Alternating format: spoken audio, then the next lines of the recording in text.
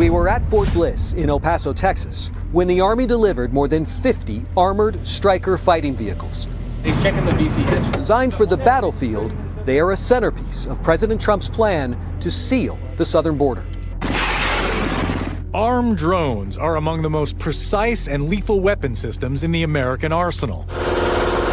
And tonight, 6 U.S. officials briefed on the matter tell NBC News the Trump administration is considering using drone strikes against the Mexican drug cartels. El Mencho has ruled Mexico's criminal underworld like a warlord, but now his days are numbered. With every passing minute, Trump is closing in on him. The president has mobilized an entire brigade combat team to the border with advanced wartime armored vehicles. The military is now in charge of the southern border, and the place is now a forward operating base. Meanwhile, a direct military strike in Mexico is still underway. The CIA has just completed some legal processes and has presented Trump with all the options. So now, with this level of border militarization, imminent drone strikes, and ongoing covert military operations in Mexico, it is only a matter of time before a Hellfire missile locks in on El Mencho's location and obliterates him.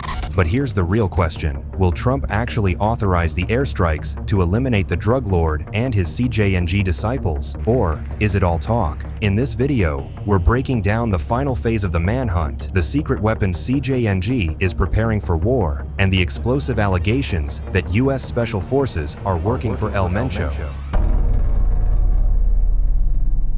Trump's kill squad at the border. On April 7, 2025, President Donald Trump ordered the deployment of about 50 U.S. military combat vehicles directly to the southern border. And just so you understand how serious this is, it is the first time in over a decade that the Pentagon officially stationed these types of combat vehicles inside border zones with full operational support from Customs and Border Protection. The first deployment was in the El Paso sector of Texas, and that's for a reason. This area is a critical flashpoint just across from Juarez, Mexico, a cartel-controlled corridor known for illegal trafficking, cartel violence, and high volumes of undocumented crossings. These 8-wheeled armored beasts are called the Strykers, and they're not something you see regularly on the streets. They're usually used in war to fight enemy forces in places like Syria or Afghanistan. Each one weighs about 19 tons, and according to military.com, a Stryker can be armed with a .50 caliber M2 machine gun, a 40mm grenade launcher, or an M2 407.62mm machine gun. They are mobile, fast, and, of course, heavily armored. Even though they're lighter than tanks, they are designed to move quickly and respond instantly to threats. These vehicles are part of what's called a Stryker Brigade Combat Team, which is a military unit trained for fast deployment of mobile combat operations. In fact, Strykers can be loaded onto C-130, C-17, or C-5 aircraft and flown anywhere in the world in combat-ready condition. The ones deployed to the southern border are not armed yet, but make no mistake, they can be armed very quickly. As for April 2015, their mission is mostly surveillance. They're being used to detect illegal crossings, monitor cartel movement, and collect intelligence. But if President Trump gives the order, these same vehicles can be upgraded into full combat machines within hours. No weapon systems on this one? No, there's no weapon system on this one. Like again, we're just using the capability of the camera right now for scanning and detecting. Sergeant First Class Carlos Zamora is one of the soldiers from Fort Carson, Colorado, using thermal and infrared cameras on the Stryker, watching for the tiniest movements along the border. Military analysts who are familiar with the operation say the combat vehicles were not moved as a long-term patrol strategy. They say it's part of an escalation plan to strike the cartels when the time is right. One former special operations officer even said, "You don't move this much manpower and equipment unless you plan to use it." That statement alone has set off alarms, because if that's true, then U.S. troops might be invading Mexico sooner than we expected, especially since Trump has also authorized the military to take control of federal land along the border. President Trump is authorizing the U.S. military to take control of what you see right next to me, a 700-mile stretch of federal land along the southern border, and turn it into an army base.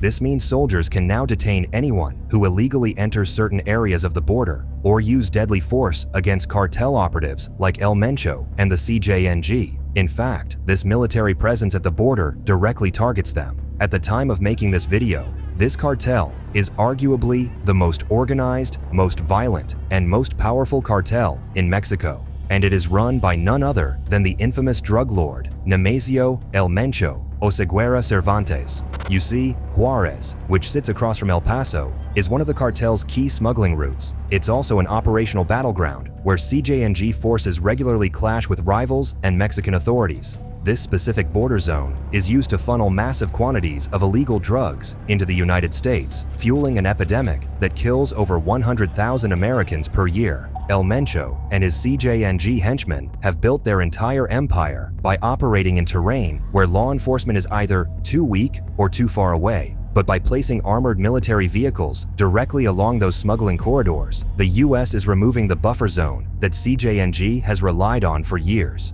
And it's already working. According to U.S. Border Patrol Special Operations Supervisor Hamid Nixar, just the visual presence of the strikers had an immediate impact. He described an incident where two suspected cartel scouts approached the fence near El Paso, but they immediately turned back the moment they spotted the striker tanks and armed soldiers across the border. Just the sight of the strikers has turned out to be intimidating for some people. Soldiers told me that they have watched people approach the border wall, see the strikers perched up there above it, and then turn around and go back in the other direction.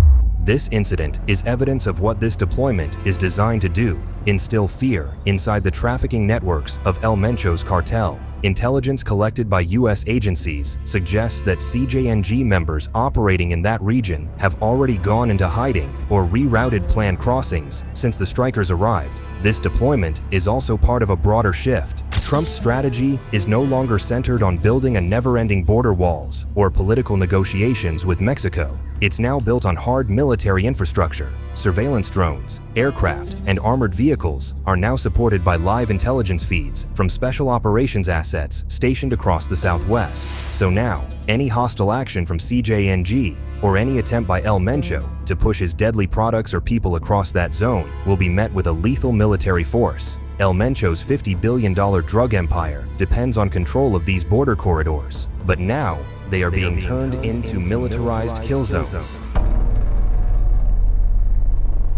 CIA clears kill option. While the U.S. military armored vehicles were locking down the southern border, the CIA was reviewing a rarely used piece of legislation that would put the final nail in the coffin for the cartels. We're talking about a legal authority review under Title 50 of the U.S. Code. This clearance empowers the President of the United States to authorize covert operations, such as using the CIA or special ops units against foreign threats, with or without the need for congressional approval. Once this legal clearance was finalized, President Trump was presented with a range of classified options. These included the use of armed drones, covert assassination missions, and targeted strikes on key Mexican cartel figures. Armed drones are among the most precise and lethal weapon systems in the American arsenal. And tonight, 6 U.S. officials briefed on the matter tell NBC News the Trump administration is considering using drone strikes against the Mexican drug cartels. We can already assume at this point that El Mencho is among the names at the top of the list. In fact, he's most likely the #1 target. But why always El Mencho? Well, that's because as of April 2025, he is the most wanted cartel leader on the planet, with a $15 million bounty on his head. That's more than the U.S. government has offered for any foreign criminal. The DEA calls him public enemy #1, and that's because over the years, the CJNG under his leadership has carried out some of the most disturbing acts of violence ever documented in Mexico's cartel wars. Take for instance, in 2015, when the Mexican government launched a military campaign called Operation Jalisco. In response, El Mencho's son, who's now serving a life sentence in a U.S. federal prison, ordered his men to shoot down a military helicopter using an RPG. This was the first time in modern history that a cartel had used military-grade weapons to take down an aircraft. They would later go on to block roads, set 39 vehicles, attack gas stations, and paralyze 20 towns across Jalisco. CJNG members routinely carry out massacres and public executions. One of their signature methods is to butcher their victims. In one particularly chilling case, 5 butchered heads were found in a bag on a roadside in Jalisco. Aside from these brutal acts of violence, what bothers the United States government the most about El Mencho is the fact that his cartel is infiltrating American soil. In December 2024, U.S. federal agents arrested El Mencho's son-in-law, Christian Fernando Gutierrez Ochoa, better known as El Guacho. 37-year-old Ochoa being held tonight here at the Federal Detention Center in Los Angeles, arrested after facial recognition from an Interpol photo matched up with the bogus identity in LA.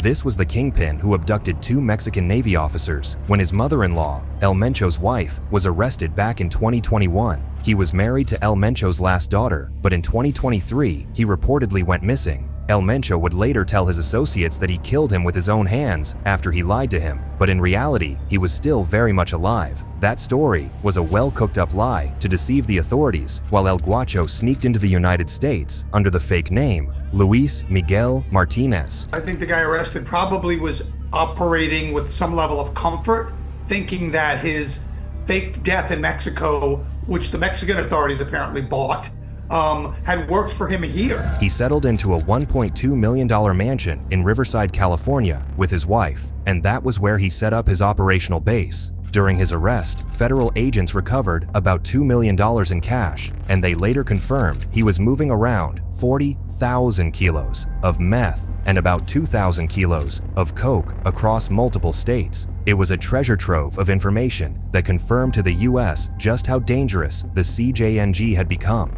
And that makes their top leaders, especially El Mencho, legitimate candidates for any U.S. strike on the cartels. Until now, direct military action against them inside Mexican territory was legally out of reach, but Title 50 is about to change that. This was also part of the legal pathway used in the 2011 raid that killed Osama bin Laden.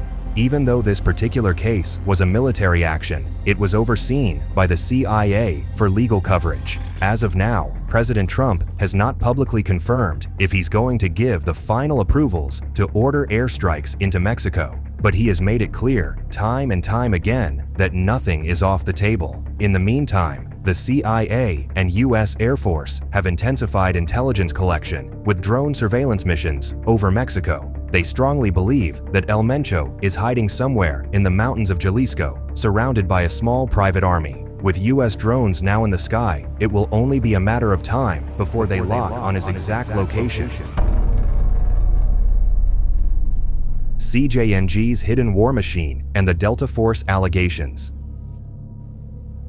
In early April 2025, Mexican security forces intercepted a mini-truck that changed the tone of the entire U.S. Mexico cartel conflict. This is the truck we're talking about, and as you can see from the outside, it looks just like a normal delivery truck. Nothing strange at all, but when the soldiers opened the rear roll-up door, they discovered something truly horrifying: a fully mounted .50 caliber machine gun, hidden behind layers of custom-engineered armor plating. You see, a .50 caliber machine gun is no joke at all. This thing can tear through vehicles and cause devastating, fatal injuries to anyone in its path. What makes this one even more dangerous is how the carrier vehicle looks very harmless. This way, it can drive through the streets unnoticed until the moment it opens up and starts firing. According to authorities, this weapon system could be remotely deployed from the back of the truck, and this thing will leave nothing but destruction in its wake. Its Mexican authorities were able to link the weapon to a faction of the Sinaloa cartel cell that calls themselves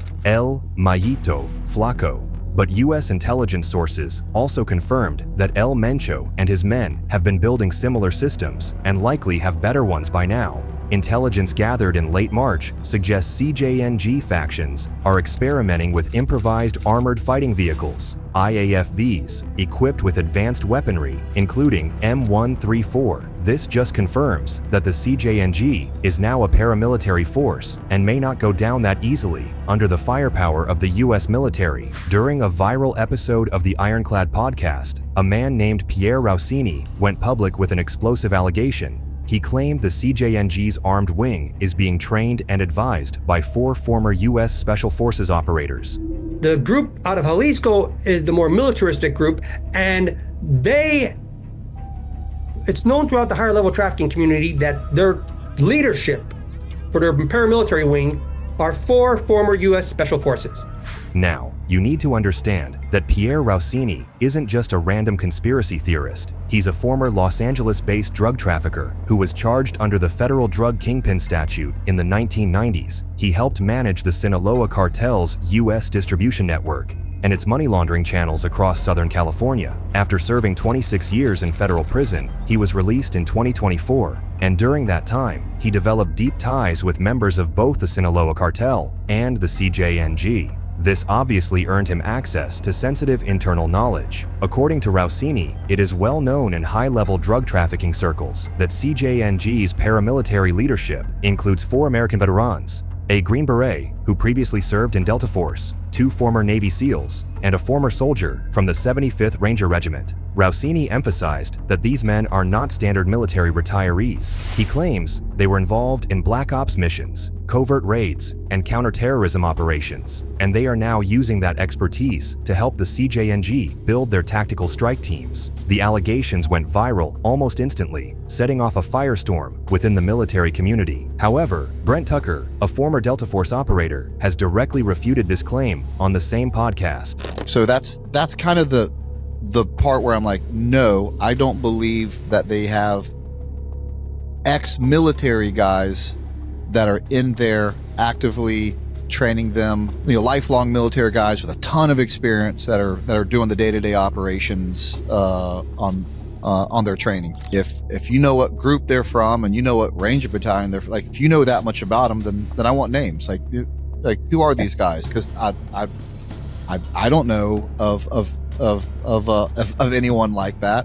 Tucker explained that Delta Force, SEAL Team 6, and the 75th Ranger Regiment are a tight-knit community where everyone knows everyone. Most former operators either stay within military-adjacent work, like federal contracting, or live under direct government oversight. So, if one of them had crossed over to work for CJNG, the unit would be aware of it immediately. Now, we can't say who has the most accurate information at this point. Rousini, understandably, didn't mention any names in his claims, but because he's a cartel insider, there might be some level of truth in his claims. But no matter who trains El Mencho and his men, they're still no match for the United States military, not on any level. We've done nothing but stack bodies everywhere we've been. President Trump just has to give the kill order, and the rest will be history.